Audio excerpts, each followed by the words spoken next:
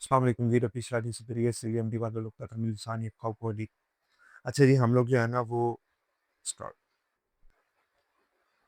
हम लोग जो हैं वो फिज़िक्स का फिज़िक्स 9th क्लास का कोर्स कर रहे हैं, जहाँ पर हम 2 चैप्टर्स कंप्लीट कर चुके हैं। आज हम स्टार्ट करने लगे हैं chapter number 3 physics 9th class, that is dynamics. ठीक हो गया जी। डायनामिक्स के चैप्टर शुरू करने से पहले मैं बात करता चलूँ, जो हम लास्ट पीछे 2 चैप्टर्स पढ़ के आए, वो फिज़िकल क्वांटिटीज़ के बारे में और एक चैप्टर मोशन ऑफ ऑब्जेक्ट्स, जो कि काइनेमैटिक्स की डेफिनेशन है, वो आप पढ़ के आए थे। हमने लास्ट टाइम ये आप स्क्रीन आपको नज़र आ रही होगी, हमने लास्ट टाइम ये चीज़ पढ़ी थी कि फिज़िक्स की एक मेन ब्रांच है मैकेनिक्स। ठीक हो गया ना? उसके बारे में हमने रीड किया था चैप्टर नंबर 2 के स्टार्ट में। उसमें हमने कहा था कि मैकेनिक्स में जो है ना हम लोग 2 चीज़ों को मेनली स्टडी करते हैं, 2 चीज़ों को मेनली स्टडी करते हैं। एक मोशन ऑफ ऑब्जेक्ट्स और दूसरा रीज़न या फैक्टर्स फॉर दैट मोशन। जो चीज़ हमें मोशन ऑफ ऑब्जेक्ट्स के बारे में बताती है, उस फील्ड को हम काइनेमैटिक्स कहते हैं, और जो चीज़ हमें उसके रीज़न्स के बारे में बताती है, उसको हम डायनामिक्स कहते हैं। ठीक है, इतनी बात हम कर रहे थे। ठीक है, काइनेमैटिक्स के अंदर हमने जो है ना वो मोशन पढ़ा, टाइप्स ऑफ मोशन पढ़ा। उसके बाद हमने एक्सेलरेशन पढ़ी, वेलोसिटी पढ़ी, स्पीड पढ़ी, डिस्टेंस पढ़ा, डिस्प्लेसमेंट पढ़ा, ग्राफ्स पढ़े। ठीक है, उसके बाद हमने फ्री फॉल एक्सेलरेशंस पढ़ी, ग्रेविटी पढ़ी। ठीक है, उसमें हम सारी चीज़ें पढ़ के आ चुके हैं। अब हमने मेनली स्टडी करना है कि कौन सी चीज़ें जो है वो हमें इस मोशन को अफेक्ट करती हैं, चेंज करती हैं, इम्पैक्ट करती हैं। ठीक है, फैक्टर्स अफेक्टिंग चेंज या इम्पैक्ट द मोशन। ठीक है ना? मैं आपको मिसाल देता हूँ, बेसिक सी जो हमने बिल्कुल स्टार्ट में पढ़नी है कि मोशन क्यों होती है। फोर्स लगने की वजह से। हमारा पहला टॉपिक भी फोर्स है। एक फोर्स लगती है तो मोशन इनिशिएट होती है। ठीक हो गया ना? तो ये चैप्टर का इंट्रोडक्शन है काइनेमेटिक्स। हम चैप्टर नंबर 2 जो है वो डिटेल से पढ़ के आ चुके हैं। चैप्टर नंबर 3 हमारा डायनामिक्स के बारे में है। ठीक हो गया ना? बड़ा आसान चैप्टर है, इसके आधे से ज्यादा कॉन्सेप्ट आप पढ़े हैं, यहाँ पे आप देख सकते हैं। ठीक है ना? कि उसमें मैथ्स और वेट में डिफरेंस पढ़ रहे थे, मैथ्स ऑफ ऑब्जेक्ट हम पढ़ रहे थे। ठीक हो गया जी। रेस्ट और मोशन की स्टेट्स हम पढ़ रहे हुए हैं। ठीक हो गया जी। इसके बाद हमने वेट भी पढ़ लिया कि वेट एक फोर्स होती है जो कि exerted on an heavy object having mass by planets gravity. जो जमीन अपनी तरफ फोर्स लगाए चीजों को खींचते हैं, उस फोर्स को ग्रेविटी का नाम दिया जाता है। ठीक हो गया जी। इसी तरीके से हम जो है ना वो इसमें ये सारी चीज़ें जो पढ़ रहे हैं, अब हम ये देखें ना, वेलोसिटी हमने पढ़ ली, स्पीड पढ़ ली। ठीक है, बेसिक बेसिक ये एक्सेलरेशन का सेकंड लॉ तकरीबन हम पढ़ चुके हैं। उसको अगर अब हमने डिराइव करना है, वो डेरिवेशन में हमने कर दिए, तो फार्मूला कैसे निकलता है, हमने जस्ट उसको रिवाइज करना है। ठीक है, तो तकरीबन चैप्टर में आपको कॉन्सेप्ट्स काफ़ी सारे, मैंने आपको बताया था जब चैप्टर स्टार्ट करेंगे तो चैप्टर नंबर 2 के जितने कॉन्सेप्ट्स हैं वही बेस बनाने के लिए, अगर आपको ये कॉन्सेप्ट समझ आ जाएंगे तो दोबारा आपको चीज़ें समझनी नहीं पड़ेंगी। तो उन्हीं कॉन्सेप्ट्स के साथ हम चीज़ों को आगे लेते चलते हैं। चैप्टर नंबर 3 में जाते हैं और देखते हैं वहां पर हमारे लिए क्या मौजूद है। तो स्टार्ट करते हैं चैप्टर को। अच्छा जी, वही चीज बता रहा है सारी।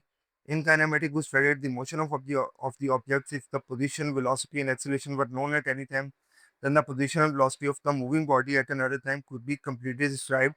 कि एक टाइम पे हमें उसकी पोजीशन और वेलोसिटी पता है, एक्सेलरेशन पता है, तो दूसरे टाइम में हम खुद ब खुद ही फार्मूले से निकाल सकते हैं। हमें पता है एक्सेलरेशन का formula v f minus v i divide by t होता है, ये हम पढ़ रहे थे। ठीक है जी। But one of the things left out of this question was the cause of acceleration। cause, reason, acceleration हुई क्यों है? ठीक है, हमें cause नहीं पता, हमें उसकी reason नहीं पता है वो क्यों हुई है। ठीक हो गया जी। If a stone is dropped from the height, हमने पढ़ा था जब स्टोन हाइट से गिराया जाए, कितने सारे न्यूमेरिकल्स के थे, हमने कहा था जब ऊपर से गिराया जाएगा तो इनिशियल वेलोसिटी जीरो, जब बॉडी रेस्ट से स्टार्ट होगी तो इनिशियल वेलोसिटी जीरो होती है। ठीक हो गया जी। जब नीचे से ऊपर फेंका जाएगा तो फाइनल वेलोसिटी जीरो होगी, जब ब्रेक्स लगेंगे तो फाइनल वेलोसिटी जीरो होगी। ये हमने पढ़ लिया था। इट इज एक्सेलरेटेड डाउनवर्ड, वो नीचे की तरफ एक्सेलरेशन होती है उसकी। वो एक्सेलरेशन कौन सी होती है हमने पढ़ा था। ये जो एक्सेलरेटेड डाउनवर्ड होती है वो कौन सी एक्सेलरेशन होती है, तो हम लिख लेते हैं बेटे, हमेशा याद रखिएगा। जो नीचे की तरफ एक्सेलरेशन होती है वो ग्रेविटेशनल एक्सेलरेशन होती है, हमने पढ़ा था ये भी। और ग्रेविटेशनल एक्सेलरेशन को जी कहते हैं, इसकी वैल्यू 10 मीटर पर सेकंड स्क्वायर हुआ करती है। ठीक हो गया जी। Because the earth exerts a force of gravity on the stone that pulls it down. When we drive a motorcycle or a car, the engine exerts a force which produces acceleration। ठीक हो गया ना? यहाँ पर reason क्या है, force है इस मोशन की। ठीक हो गया जी। We will observe that whenever there is acceleration, there is always a force. जहां पर भी acceleration होगी वहां पर एक force लाजमी मौजूद होगी present to cause that acceleration. Dynamics is concerned with the forces that produce the change in the motion of bodies. तो वही बात, ये forces को हम डील करेंगे जो कि मोशन में चेंज लेके आते हैं, इम्पैक्ट लेके आते हैं, कॉज लेकर आते हैं। ठीक है जी, तो हम चलते हैं कॉन्सेप्ट ऑफ फोर्स की तरफ। ठीक है, common concept of force. Force क्या होती है? फोर्स एक ऐसी एजेंसी को कहते हैं, ऐसी एक थिंग को कहते हैं जो कि किसी चीज को मूव करवाती है या किसी मूव की हुई चीज को रोकती है या उसकी डायरेक्शन ऑफ मोशन को चेंज करती है। मिसाल के तौर पे ये एक पेन है, ठीक है, जिसे मैं लैपटॉप पे लिख रहा हूँ, अभी बिल्कुल रेस्ट पे यहाँ पे, ठीक हो गया ना। अगर मैंने इसको मूव करवाना है, मुझे एक फोर्स लगानी पड़ेगी, ठीक है, तो रेस्ट से मोशन में लेके आ, मोशन में आ रहा है, इसको रोकने के लिए फोर्स लगानी पड़ेगी, रेस्ट, रोक लिया, ठीक है। या ऐसे आ रहा है, इसको चेंज करके यहाँ पे भेजने के लिए मुझे फोर्स लगानी पड़ी, ठीक हो गया ना, यहाँ पर आया तो फोर्स लगानी पड़ी, ठीक हो गया ना। तो फोर्स मोशन में लेके आती है, मोशन से रोकती है या उसकी डायरेक्शन ऑफ मोशन को चेंज करती है। समझ आ गई बात की? ठीक है, तो हम उसी किस लिहाज से आगे चलते हैं। A common concept of force is a push और अ पुल दैट स्टार्ट्स, जो कि स्टार्ट करती है, स्टॉप करती है और changes the magnitude and direction of velocity of a body. ठीक है, मैग्नीट्यूड में हमने पढ़ा था क्या होता है मैग्नीट्यूड। किसी भी चीज का मैग्नीट्यूड दो चीजों से मिलके बना होता है। सबसे पहले उसकी न्यूमेरिकल वैल्यू और दूसरी उसकी यूनिट। ठीक हो गया ना। मिसाल के तौर पे गाड़ी जो है वो 5 मीटर पर सेकंड की रफ्तार से जा रही है, हम रेस देते हैं, उसको फोर्स मिलती है, उसकी स्पीड बढ़ जाती है। ठीक है, तो हम मोशन को स्टार्ट भी कर सकते हैं, स्टॉप भी कर सकते हैं, तेज भी कर सकते हैं, आहिस्ता भी कर सकते हैं और चेंज भी कर सकते हैं। ठीक है, ये सारे के सारे कॉन्सेप्ट इसमें आते हैं, फोर्स के कॉन्सेप्ट में आते हैं। हम यहाँ पर लिख लेते हैं, फोर्स एक ऐसी एजेंसी होती है, ठीक है, ये एक एजेंसी होती है फोर्स, ठीक है, जो कि क्या करती है, मोशन को स्टार्ट करती है, स्टॉप करती है, उसके मैग्नीट्यूड में चेंज करती है, ठीक है, यानी उसको तेज करती है या कम करती है या उसको डायरेक्शन उसकी चेंज कर देती है। ये सारी की सारी चीज क्या होती है, फोर्स कहलाती है। ठीक है, अच्छा जी, उसके बाद वो बता रहे हैं डोर की मिसाल, sitting in a car we push the against the seat as the car turns around a corner. ठीक हो गया ना। यहाँ पर एक मजदूर की मिसाल भी दी हुई है कि वो यहाँ पर जो है ना वो एक अपनी रेत वाली जो रेडी होती है कि वो फोर्स लगा के लेके जा रहे हैं। अब वो फोर्स जो है ना वो आगे को लगा रहा है, ठीक है, भागेगा तो तेज भागी, वो रेडी आहिस्ता रहेगा तो आहिस्ता जाएगी। उसको गिराना हो तो उसको ऐसे चेंज करेगा तो वो चीज गिर जाएगी। ठीक हो गया ना, ऐसे ऊपर को पुश करेगा, रेत बाहर निकल जाएगी। ठीक है, तो ये सारी की सारी है। Force transfers energy to an object. Force कह रही है कि फोर्स क्या करती है, दूसरा काम, ये एक बॉडी में एनर्जी को ट्रांसफर करती है, उस एनर्जी को बॉडी में ट्रांसफर करती है। फोर्स क्या करती है, बॉडी में एनर्जी को ट्रांसफर करती है। ठीक हो गया ना, मैं रेस्ट में हूँ, ठीक है, मेरे को फोर्स लगी, मेरे अंदर एनर्जी, मैं मोशन में चला गया, शीशे ने उठ गए। ठीक हो गया ना। तो फोर्स जो है वो बॉडी में मोशन को ऐड करती, कैसे उसमें एनर्जी ट्रांसफर करती है। ये चीज आ रही है, फोर्स लगी, एनर्जी ट्रांसफर, ये ठीक हो गया ना। किसी भी चीज में एनर्जी ट्रांसफर करता है तो उसमें उससे जो है ना वो फोर्स लगती है। ये take an example of a man who moves a wheelbarrow with its load. इस रेडी को जो है ना व्हील बैरो कहते हैं। The man first applies the force to lift it. सबसे पहले वो उसको उठाता है, ठीक है, उसके बाद उसमें फोर्स लगाता है जिससे उसमें एनर्जी आती है और वो चीज आगे को मूव करती है। He applies different amount of force on each handle when turning the wheelbarrow. ठीक हो गया ना, यानी अगर राइट को घुमाना है तो ये वाला बैरो वो ज्यादा ऊंची करेगा, इसको फोर्स कम लगाएगा तो वो घूम जाएगी। इधर घुमाना तो इसको फोर्स ज्यादा लगाएगा, इसको कम लगाएगा, घूम जाएगी। अगर बाहर में आने दोनों में इक्वल फोर्स लगा के उठाएगा तो बाहर निकल जाएगी। In order to tipping, keep it from tipping over. Tipping over कहते हैं पलट जाने को। The examples of force acting on us are the force of gravity acting downward, force of friction which helps us to walk on the ground and many others. ठीक है ना। अच्छा जी, अब ये बड़ा मजे का कॉन्सेप्ट हम पढ़ने जा रहे हैं, टाइप्स ऑफ फोर्सेस। ठीक हो गया ना, क्या पढ़ने जा रहे हैं, टाइप्स ऑफ फोर्सेस। एक है कॉन्टैक्ट फोर्सेस और दूसरी है नॉन कॉन्टैक्ट फोर्सेस। ठीक है ना। अच्छा जी, कॉन्टैक्ट फोर्सेस क्या होती है? Contact force is a force that is exerted by one object on the other at the point of contact. ठीक हो गया ना। Applied forces pull and push and twist are contact forces. ऐसी forces जो किसी बॉडी में contact के साथ आने पे, मिलने पर, ठीक है? किसी चीज़ के साथ ये मैंने फ़ोर्स लगाई है तो ये दोनों बॉडीज़ आपस में कॉन्टैक्ट में है, ठीक है? मिल रही हैं आपस में, ठीक है ना? कोई पॉइंट ऑफ कॉन्टैक्ट है, कोई पॉइंट है जिस पे वो फ़ोर्स लग रही है। तो ऐसी फ़ोर्सेस जो किसी पॉइंट ऑफ कॉन्टैक्ट पे लगती हैं, ठीक है ना? एक बॉडी से दूसरी बॉडी की तरफ, उनको कॉन्टैक्ट फ़ोर्सेस कहा जाता है। नाम से याद रखना है कॉन्टैक्ट से कि जब ऐसी बॉडी जहाँ पर किसी पे कॉन्टैक्ट करके उससे मिल के फ़ोर्स लगाई जाए, ठीक है जी? Contact force is a force that is exerted by one object on the other at the point of contact। इसमें मिसाल अप्लाइड फोर्सेस और कॉन्टैक्ट फोर्सेस, जहाँ पर आप किसी चीज़ को पुश करते हो, पुल करते हो या ट्विस्ट करते हो, ठीक है ना? यहाँ पर हम मिसाल लेंगे पुश की, पुल की या ट्विस्ट की। ट्विस्ट किस लिए होती है? डायरेक्शन वाला भी पढ़ा ना, उसी में ट्विस्ट किया। सबसे पहली फोर्स ऑफ फ्रिक्शन। अच्छा ये ना जितनी फोर्सेस पढ़ेंगे डेफिनेशन जो है ना वो पेपर में आ सकती है, short question. It is a force that resist motion when the surface of one object comes in contact with the surface of another. ठीक हो गया ना? सिंपल जुबान में आपको बताता हूँ फोर्स ऑफ फ्रिक्शन क्या होती है। फोर्स ऑफ फ्रिक्शन ये होती है कि मैं आपको, ये देखें मेरे पास एक बुक है, ठीक हो गया ना? ये मेरे पास एक बुक है, ठीक है? आप समझिए ये क्या है? ज़मीन है जिस पर किसी ने चलना है। ये क्या है? एक ज़मीन है, इस पे किसी ने चलना है, ठीक है? अब इस पे चलने के लिए मुझे कोई ऐसी चीज़ दरकार होगी जिससे मैं इस पे ग्रिप कर सकूँ। मैं अगर इस पे चलूँगा और नीचे ग्रिप ही नहीं होगी, तो मैं आगे नहीं जा पाऊँगा। आगे जाने के लिए मुझे ग्रिप चाहिए, ठीक है ना? मैं पीछे को फ़ोर्स लगाऊँगा और मैं खुद आगे को चला जाऊँगा। लेकिन अगर इसमें ग्रिप ही नहीं होगी, तो मैं यहीं पे स्लिप होता रहूँगा, स्लिप होता रहूँगा, होता रहूँगा, होता रहूँगा। मैं आगे मूव नहीं कर पाऊँगा, उड़ मैं सकता नहीं, ठीक हो गया ना?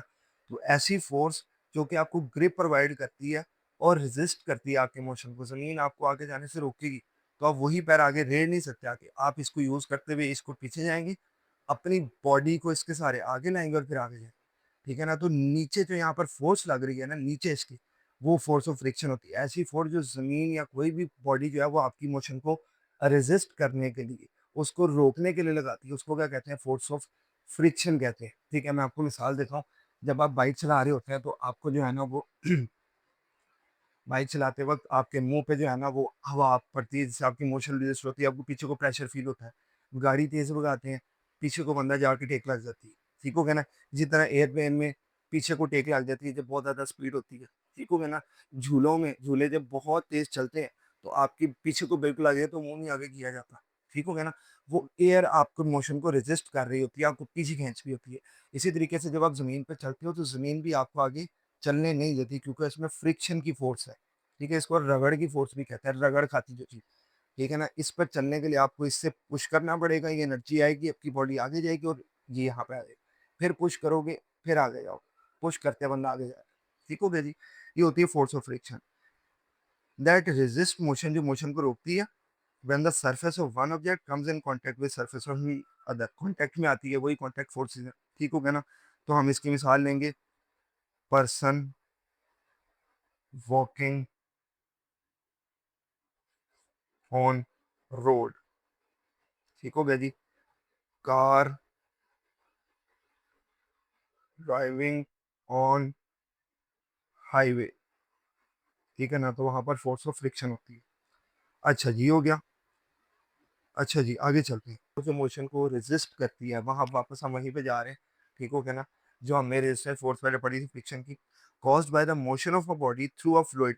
एक फ्लूइड लिक्विड चीज़ के अंदर से जाते हुए, ऐसी फोर्स जो लिक्विड फोर्स, ऐसी फोर्स जो लिक्विड के अंदर से जाते हुए, किसी भी लिक्विड के अंदर से जाते हुए आपकी मोशन को रेज़िस्ट करे, रोके, उसको ड्रैग फोर्स कहते हैं। It acts opposite to the relative motion of any object. जिस तरफ ऑब्जेक्ट जा रहा होता है ये उसकी ऑपोजिट एक्ट करती है, same as in case of friction. हमने कहा था ये ज़मीन पे जाते हुए फ्रिक्शन होती है, वही चीज़ अगर हवा में हो तो वो एयर रेजिस्टेंस होती है, वही चीज़ अगर पानी में हो तो वो ड्रैग फोर्स कहलाती है, ठीक है ना? मैं आपको ये दिखाता हूँ, ये देखें, ये मिसाल आप देख सकते हैं यहाँ पर ड्रैग फोर्स की, ठीक हो गया ना? यहाँ पर ये देखें, कोई भी चीज़ जो है ना पानी के अंदर, ये ऑब्जेक्ट जो है वो इस तरफ को जा रहा है, ये इसकी direction of motion he show कर रहा है, ठीक हो गया ना? ये फ्लूइड के अंदर है, ठीक है? तो पानी जो है ना वो इसके ऊपर बैकवर्ड फोर्स लगा रहा है, क्या कर रहा है? बैकवर्ड फोर्स लगा रहा है उसकी मोशन को रेजिस्ट करने के, जिसकी वजह से तैराक जो है, जो स्विमर्स होते हैं, वो इस तरह तैर के जाते हैं, ठीक हो गया ना? वो आगे को पानी को पीछे को धकेलते हैं और खुद आगे को जाते हैं, ठीक हो गया ना? तो ऐसी फ़ोर्स जो किसी फ्लूइड के अंदर से जाते हुए आपकी मोशन को रोके, उसको ड्रैग फ़ोर्स कहते हैं। ये मोशन के ऑपोज़िट एक्ट करती है, ठीक है ना? आप फ्लूइड के अंदर जा रहे हैं और पानी आपको इस तरह पीछे धकेलने की कोशिश कर रहा है, ठीक है? इसको ड्रैग फ़ोर्स कहते हैं। Thrust force same to same वही चीज़ है। It is an upward force, हमेशा याद रखिएगा, ये कॉन्टैक्ट फ़ोर्सेस है।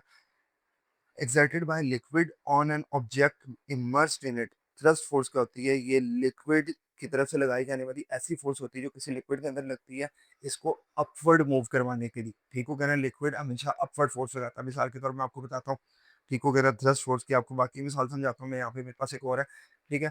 एक कश्ती है, वो पानी पे चलती है, ठीक है ना? लेकिन वो डूबती नहीं है। उसकी वजह क्या है कि जमीन पानी जो है उसके ऊपर एक अपवर्ड फोर्स लगाता है। क्या लगाता है?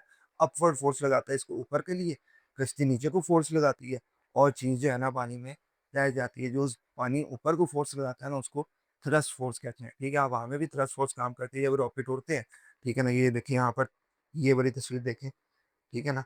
ये ये फोर्स लगी, फ्यूल निकला, फ्यूल की वजह से जो है ना, वो फ्यूल ने नीचे को फोर्स लगाई।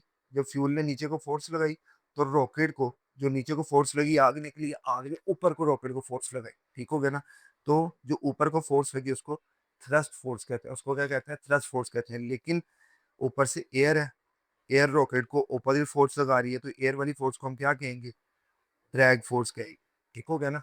वही चीज़ जो पानी में है, वही चीज़ एयर में भी है, ड्रैग फोर्स कहेंगे। नीचे से मोशन में जो फोर्स लगा है ऊपर की तरफ, वो थ्रस्ट फोर्स है। जो उसके ऑपोजिट फोर्स लगा है, वो ड्रैग फोर्स है। नॉर्मल फोर्स, ठीक हो गया ना? ये चीज़ आपके हाथ पे पड़ी हुई है, ठीक है ना? ये चीज़ ज़मीन पे फोर्स लगा रही है, ज़मीन इसको ऊपर को रखे ऊपर को फोर्स लगा रही है।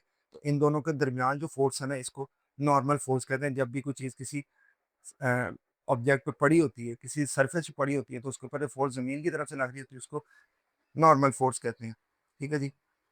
We feel an upward force exerted on an object. This force increases as we push the object deeper into the water. A ship can float in the sea due to this force, which balances the weight of the ship. ठीक हो गया जी? अच्छा जी, normal force, it is the force of reaction exerted by the surface on an object like on it. किसी भी surface पर पड़े हुए ऑब्जेक्ट के ऊपर जो फोर्स लग रही होती है सरफेस की वजह से, उसको नॉर्मल फोर्स कहते हैं। दिस फोर्स एक्ट आउटवर्ड्स, ठीक है? ये पेन पड़ा हुआ है, ठीक है ना? तो ये हाथ जो है इसके ऊपर फोर्स लगा रहा है, पेन नीचे फोर्स लगा रहा है। वही थ्रस्ट फोर्स जो है, वही जो शिप नीचे लगा रही, पानी ऊपर को लगा रहा है, पैन नीचे को लगा रहा है, जमीन ऊपर को लगा रही। सेम टू सेम वही चीजें, नाम डिफरेंट है बस। It is also called as support force, इसको सपोर्ट फोर्स भी कहते हैं। एयर रेजिस्टेंस, वही चीज, जब कोई चीज नीचे गिर रही होती है तो नीचे से ऊपर की तरफ फोर्स लग रही है, एयर रेजिस्टेंस। हवा में आप उड़ रहे हो, सामने जो से हवा आ रही है, वो एयर रेजिस्टेंस। बाइक तेज चला रहे हो, ठीक हो गया ना? ये देखें, बाइक तेज चला रहे हो, ठीक हो गया ना? तो जो आपको हवा के थपेड़े पड़ रहे हैं, एयर रेजिस्टेंस, समझ लगी करें? ये चीज है। It is a resistance offered by air when an object falls through it, जब कोई ऑब्जेक्ट उसको अंदर से गिरता है। Tension force, it is a force experience by a rope when a person और लोड पुल्स इट अप, ठीक है? ये कोई भी रस्सी है, मिसाल के तौर पे कोई भी रस्सी, पेन से बने काफी सारे मिसाल है, ये कोई भी रस्सी है, ठीक है? एक कॉर्नर से आप इसको खींचते हो, तो अभी एक की फोर्स लग रही है जो इसको आप खींच रहे हो, ठीक है ना? एक खींचते हुए आपकी इस तरफ फोर्स लग रही है, और दूसरा उधर से इस तरफ एयर रेजिस्टेंस आ गई, लेकिन अब बंदा इधर से भी खींच रहा है। अब दोनों लोग इसके अंदर खींच रहे हैं, ठीक है ना? तो इसके अंदर जो है ना, वो यहाँ पर इधर फोर्स लग रही है, इधर ही फोर्स लग रही है। मैं आपको समझाता हूँ, ठीक है ना? ये देखेंगे वाली, ठीक है ना? ये रस्सी है, ये बंदा इसको इधर को खींच रहा है, ये बंदा इसको इधर को खींच रहा है। तो जो दरमियान में फोर्स है ना, इसको हम टेंशन फोर्स का नाम देते हैं, कि रोप के अंदर इस टाइम टेंशन है, ठीक हो गया ना? ये रोप के अंदर क्या इस टाइम टेंशन है। मैं आपको एक और मिसाल देता हूँ, ये देखें, ठीक हो गया ना? अभी आप ये देखेंगे कि ये जो ब्लॉक है, वेट है, ये नीचे की तरफ फोर्स लगा रहा है, ठीक है? इसने इसको ऊपर की तरफ खींच कर रखा हुआ है, ठीक हो गया ना? तो इन दोनों के दरमियान जो फोर्स है, वो क्या है? टेंशन फोर्स है, ठीक है जी? Elastic force, it is the force that bring certain material back to their original shape after being deform, ठीक हो गया ना? ये देखें, एक सिंपल सा बैंड था, ठीक है? इन्होंने इसको पैर में लेके इधर तक इसके ऊपर फोर्स लगाई, ठीक है ना? तो इसके अंदर इलास्टिक फोर्स है, वो फोर्स जो इसको अपनी वापस ओरिजिनल हालत में लेके जाएगी, इसको हम क्या कहेंगे? इलास्टिक फोर्स कहेंगे, ठीक है? जो इसको अपनी वापस असली हालत में लेके जाएगी, इसको हम क्या कहेंगे? इलास्टिक फोर्स कहेंगे। जैसे कि रबर बैंड है, स्प्रिंग है, ट्रैम्पोलिन, उछलने वाला झूला जो होता है, उसको ट्रैम्पोलिन कहते हैं इंग्लिश में, ठीक हो गया जी? ये है जी कॉन्टैक्ट फोर्सेस, ठीक हो गया ना? मुझे उम्मीद है आपको ये इतना ही काफ़ी लेक्चर है, आप मुझे उम्मीद है आपको ये चीज़ें समझ आती होंगी। अगर आपको कोई भी चीज़ समझ नहीं आई, तो मुझे कमेंट सेक्शन में कमेंट करके बताएँ ताकि आपका मसला हल किया जा सके। मैं मिलूँगा आपसे किसी नेक्स्ट लेक्चर में। Until then, bye bye.